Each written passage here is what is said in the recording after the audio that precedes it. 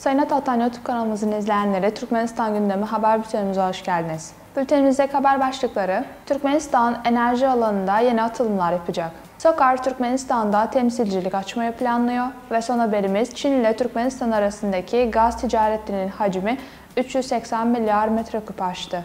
İlk haberimiz, Türkmenistan enerji alanında yeni atılımlar yapacak. Başkent Aşgabat'taki Ticaret ve Sanayi Odası Merkezi'nde Türkmenistan Petrol ve Doğalgazı 2023 başlıklı uluslararası konferans gerçekleştirildi. Konferansın açılışına Türkmenistan'ın petrol ve doğalgaz sektöründen sorumlu Bakanlar Kurulu Başkan Yardımcısı Batır Amanov, Türkmengaz Devlet Kurumu Başkan Yardımcısı Murat Arçayev, Azerbaycan Devlet Petrol Şirketi SOKAR'ın Başkanı Roshan Najaf, Çin Ulusal Petrol Şirketi Başkanı Hu Yugin, ülkedeki diplomatik misyon ve uluslararası kuruluşların temsilcileri, 46 ülkeden 700'den fazla delege katıldı. Konferansta konuşan Arçayev, Türkmenistan'da 20 milyar tondan fazla petrol ve 50 trilyon metreküpten fazla doğal gaz rezervinin bulunduğunu kaydetti.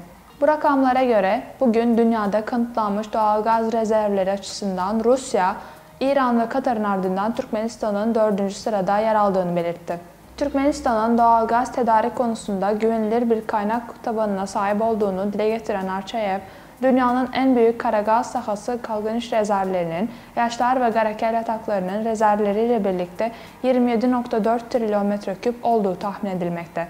Sahada aşamalı bir kalkınma strateji benimsenmiştir, dedi. Pilot üretimin ilk aşamasının halihazırda devam ettiğini, ikinci ve üçüncü aşamalarda uluslararası yatırımcılarla da aktif görüşmelerin sürdüğünü ifade eden Arçayev, Türkmenistan 2024 yılında bu konuda bir atılım bekliyor şeklinde konuştu.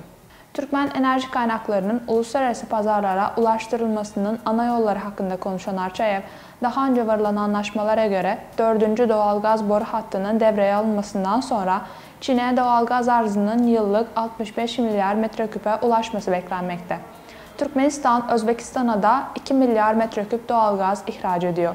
Swap anlaşması aracılığıyla İran üzerinden Azerbaycan'a 3 milyar metreküp Türkmen gazı ihraç edilmekte ifadelerini kullandı. Türkmengaz Devlet Kurumu ile İran Elektrik Bakanlığı arasında Ekim başında doğalgaz tedarikine ilişkin bir anlaşma imzalandığını hatırlatan Arçayev, swap anlaşması aracılığıyla İran üzerinden 9 milyar metreküpe kadar Türkmen gazının Irak'a tedarik edilmesi bekleniyor, dedi.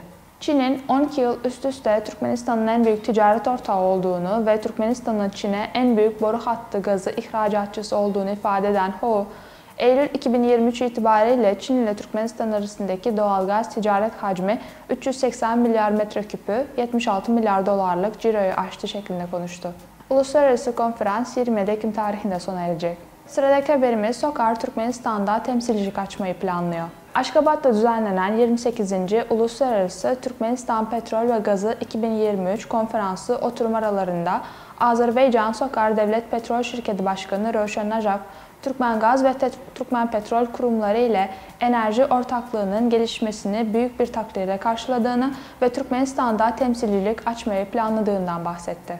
Kendisi şu anda enerji sektörü başta olmak üzere pek çok alanda çeşitli projelerin başarıyla yürütüldüğünü kaydetti. SOKAR Başkanı'na göre Hazar Denizi'ndeki Dostluk hidrokarbon sahasının ortak araştırılması, geliştirilmesi, imzalanan mutabakat zaptı ve Türkmenistan'dan Güney Azerbaycan'a gaz takası sağlanmasına ilişkin anlaşma ile kolaylaştırıldı. Azerbaycan topraklarından transit olarak Türkmenistan'dan uluslararası pazarlara petrol tedarik konusunda başarılı işbirliği yaptıklarını kaydeden Roshan Najaf, bu yılın 8 ayında ülkeler arasındaki ticaret cirosunun geçen yılın aynı dönemine göre neredeyse 3 katına çıktığını belirtti.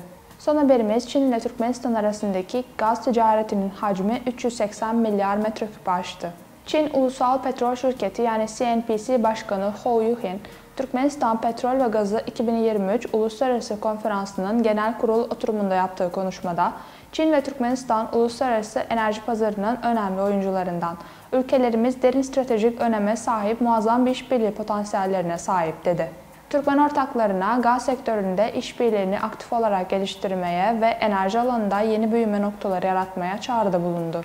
Eylül 2023 itibariyle Çin ile Türkmenistan arasındaki doğalgaz ticaret hacmi 380 milyar metreküpü, cirosu ise 76 milyar doları aştı.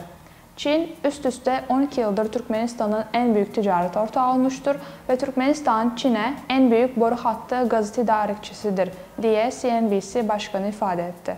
Gelecekteki işbirliği konularından bahseden Çinli yetkili, özellikle doğalgaz ve yeni enerji, yeşil düşük karbon yatırımları ve karbon gazı yakalama teknolojilerinin sanayileşmesi gibi alanlarda Türkmen meslektaşlarıyla işbirliğini güçlendirmeye devam etmekte istekli olduklarını belirtti. CNBC ayrıca gaz ticareti, biyoenerji, ulaşımın elektrifikasyonu, hidrojen enerjisi gibi alanlarda Türkmenistan ile ortaklığa hazır olduğunu belirtti. CNBC, Türkmenistan'da yerel uzmanların eğitimine büyük önem vermekte. 16 yıl boyunca 56 bin Türkmen çalışanının eğitildiği ve 139 vatandaşın Çin üniversitelerinde okumak üzere seçildiği belirtildi.